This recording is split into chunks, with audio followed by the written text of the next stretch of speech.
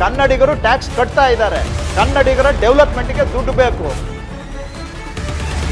ಕರ್ನಾಟಕ ಇವತ್ತು ದೇಶದಲ್ಲಿ ಅತಿ ಹೆಚ್ಚು ತೆರಿಗೆ ಕಟ್ಟುವ ರಾಜ್ಯಗಳಲ್ಲಿ 2ನೇ ಸೆಕೆಂಡ್ ಹೈಯೆಸ್ಟ್ ಟ್ಯಾಕ್ಸ್ ಪೇಯಿಂಗ್ ರಾಜ್ಯ.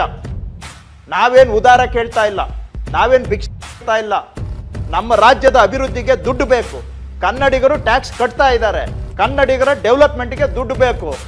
ನೀವೇನು ಬುಡಿಗಾಸು ನಮ್ಮ ಹತ್ರ ಬಿಸಾಕಿ ಅಂತ ಕೇಳ್ತಾ ಇಲ್ಲ. ನಾವು ಕಟ್ಟಿರೋ ಟ್ಯಾಕ್ಸ್ ಅಲ್ಲಿ ನಮಗೆ ಪಾಲ್ ಕೊಡಿ.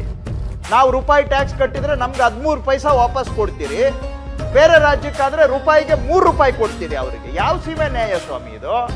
ಎಲ್ಲ ಕಾನೂನುಗಳು ಹೇಳ್ಬಿಟ್ಟು ಏನು ಅದೇನೋ ನಮ್ಮ ಹಳ್ಳಿಗಳಲ್ಲಿ ಓಡಾಟ ಮಾಡುವಾಗ ಜನ ಹೇಳ್ತಾರೆ, ಕಾನೂನಂತೆ ಕಾನೂನು, ಯಾರು ಇವರಪ್ಪಂದ ಕಾನೂನು ಅಂತೇಳಿ ಅಂತ.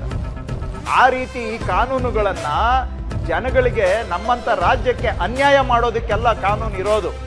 ಎಲ್ಲರಿಗೂ ಸರ್ವರಿಗೂ ಸಮಪಾಲು ಆ ತತ್ವದಲ್ಲಿ ಇವತ್ತು ಇರ್ತಕ್ಕಂಥದ್ದು ನಮ್ಮ ಒಕ್ಕೂಟ ವ್ಯವಸ್ಥೆ. ಯಾರನ್ನು ಹಾಕಿ ತುಳಿರಿ ಅಂತಲ್ಲ ಒಕ್ಕೂಟ ವ್ಯವಸ್ಥೆ ಇರೋದು.